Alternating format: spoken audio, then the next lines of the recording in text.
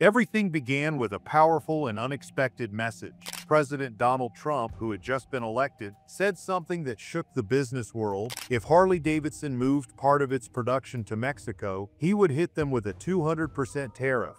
This announcement created a wave of panic, arguments, and deep discussions all over the country. It wasn't just about one company, it was about jobs, factories, trade, and America's economic future. Trump didn't just casually say it, he made it clear. He wanted companies to stay in the US, and he was ready to take strong action if they didn't.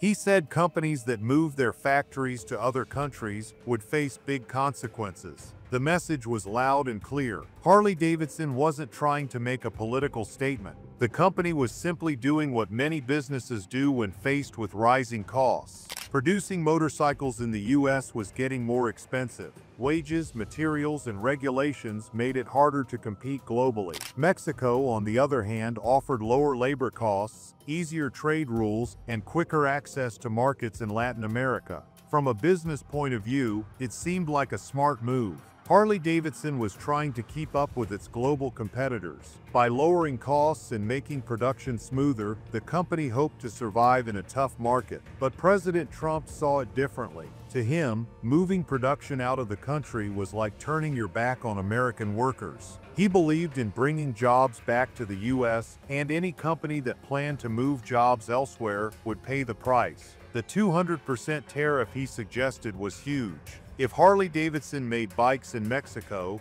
they would become way too expensive for American customers. That kind of move could kill the company's profits and hurt its reputation. This wasn't just a suggestion, it felt like a warning to all American companies. Harley-Davidson wasn't just any company.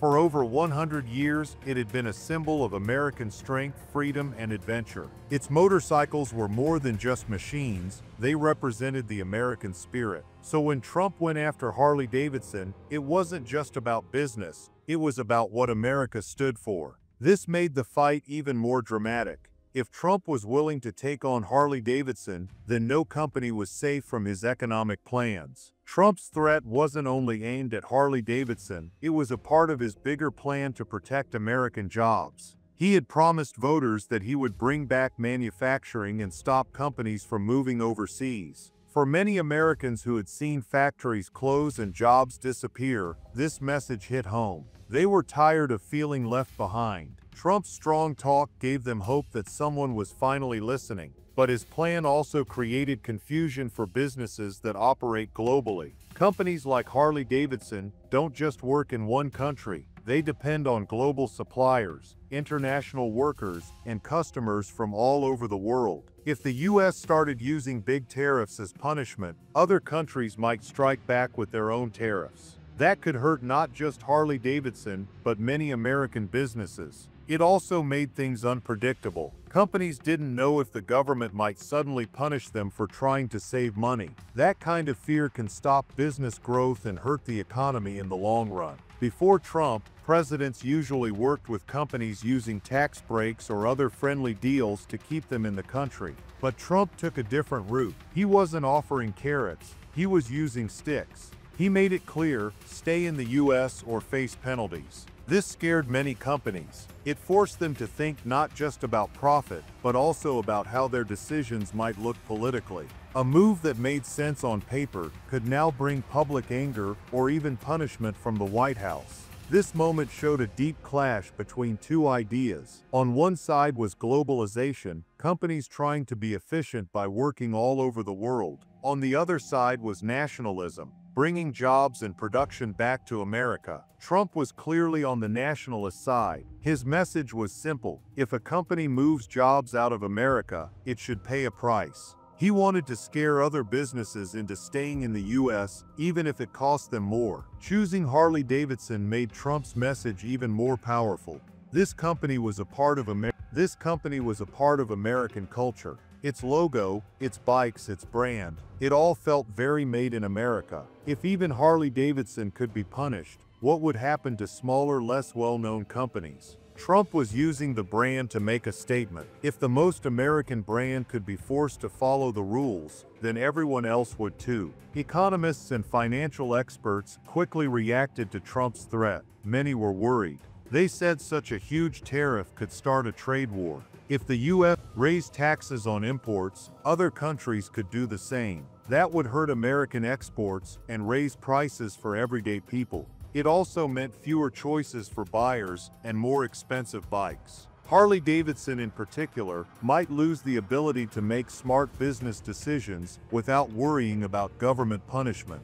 Inside boardrooms across the country, business leaders began talking. Some decided to slow down or cancel plans to move factories abroad. Others chose to invest more in American plants, not always because it made sense, but because they didn't want to end up like Harley-Davidson. Companies started to worry less about what was best financially and more about what would look good politically. Trump's idea of using a 200% tariff raised legal problems too. Could the president really do this without Congress? The U.S. Constitution gives Congress the power to control trade, not the president. Some people wondered if the courts might stop Trump's tariff idea. Still, the threat showed how far Trump was willing to go. He wasn't just talking about change, he was taking bold actions, even if they caused Many factory workers and union leaders liked what Trump said. For years they felt forgotten. Now someone was standing up for them. To them, Trump's threat wasn't just about one company, it was about protecting their way of life. Even if it didn't bring jobs back right away, it gave them a reason to hope. News channels and newspapers jumped on the story. Some praised Trump for being tough and defending workers. Others said he was being reckless and emotional. It became one of the biggest debates in the early months of his presidency. Trade, jobs, and patriotism were now part of every news show. Other countries were watching closely. Mexico, in particular, took Trump's threats seriously. It was a warning that the U.S. might become harder to work with. Trade partners began rethinking their plans. The smooth, friendly trading world that had existed for years was starting to look shaky. Harley-Davidson's meeting room was once a quiet place where people talked about numbers and future plans.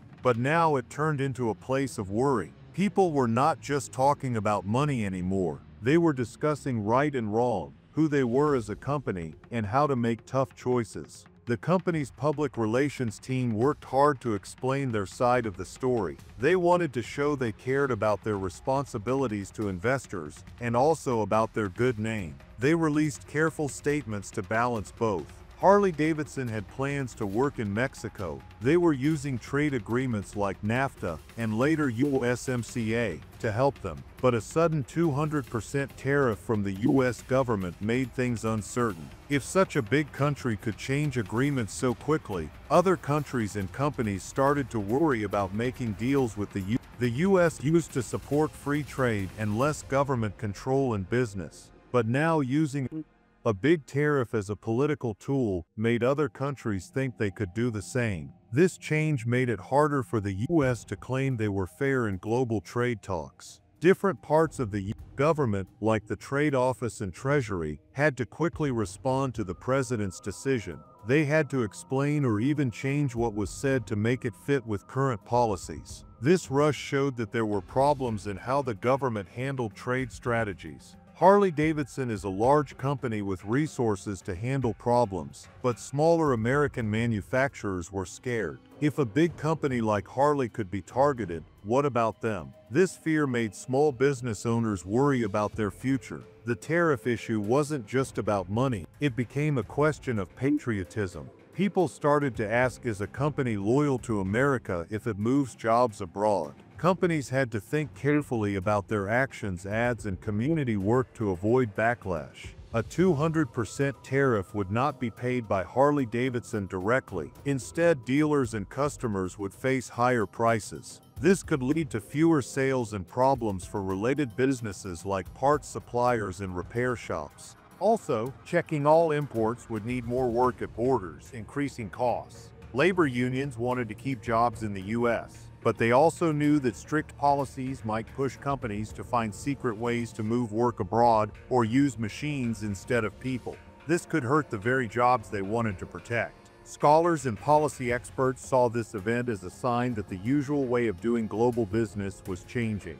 They worried that strong political actions could quickly break down long-standing economic systems. They began to discuss if this was the start of a new way where politics, not expertise, led economic decisions. Lawmakers had to choose sides. Some supported the president's tough stance, while others wanted to stick to traditional trade rules. This situation changed political alliances, focusing more on economic beliefs than party lines. Places where Harley-Davidson had factories were worried. Local leaders got questions about job security and future investments. Some local governments offered new deals to keep companies from leaving, trying to balance federal actions with local needs. Legal experts debated if the 200% tariff was even legal. Some said it was like punishing a company without a trial, which goes against American principles. These discussions hinted at possible court cases that could define the limits of presidential power in economics. International businesses started to see the U.S. as a risky place to invest.